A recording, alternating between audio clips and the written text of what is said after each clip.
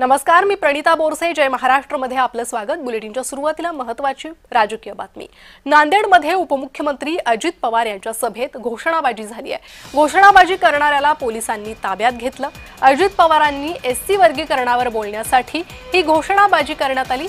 अजित पवारांची कंधार येथे प्रचार सभा होती आणि या सभेदरम्यानच हा गोंधळ झाला. एससी वर्गीकरणावर बोलण्यासाठी घोषणाबाजी करण्यात आलेली आहे.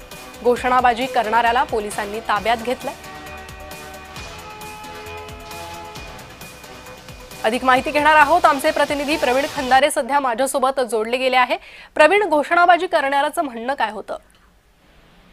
नक्कीच प्रणिता, आज उपमुख्यमंत्री अजित पवार हे नांदेड दौऱ्यावर होते आणि महानगरपालिकेच्या निवडणुकीच्या प्रचारार्थ हे कंधारमध्ये आले होते. या ठिकाणी एका तरुणाने घोषणाबाजी केलेली आहे. दादा, एससी वर्गीकरणावर बोला असं म्हणत एकाने घोषणाबाजी केली. अजित पवारांनी त्यावर काही प्रतिक्रिया दिली आहे? प्रवीण, नक्कीच अजितदादा आपल्या भाषणातून ते तर हे करतातच.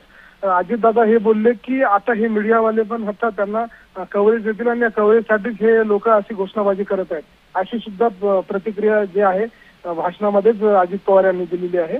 आणि ह्या घोषणाबाजी करणाऱ्या तरुणाला मात्र पोलिसांनी ताब्यात घेतलेला आहे. प्रणिता जी, प्रवीण धन्यवाद सविस्तर माहितीसाठी. तर घोषणाबाजी करणाऱ्या तरुणाला पोलिसांनी ताब्यात घेतलेला आहे.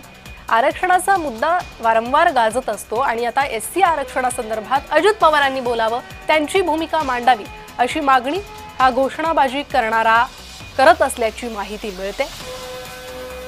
घोषणाबाजी करणाऱ्याला पोलिसांनी ताब्यात घेतलेला आहे. अजित पवार यांच्या प्रचार सभेत एकाने घोषणाबाजी केली आहे.